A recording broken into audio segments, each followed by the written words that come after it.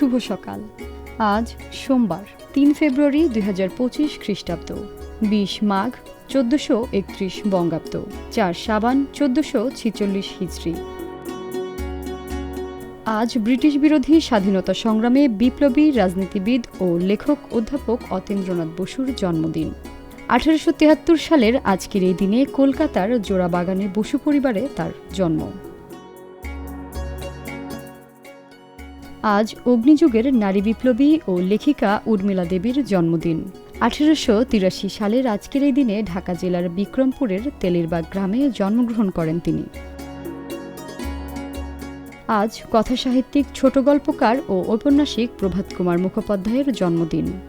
১৮৭৩ সালের আজকের এই দিনে পশ্চিমবঙ্গের পূর্ব বর্ধমান জেলার ধাত্রী গ্রামে মাতুলালয়ে জন্মগ্রহণ করেন তিনি। ১৮৮২ সালের আজকের এই দিনে বিহার রাজ্যের মুঙ্গের জেলার হাবেলি খড়পুরে জন্মগ্রহণ করেন চিত্রশিল্পী নন্দলাল বসু।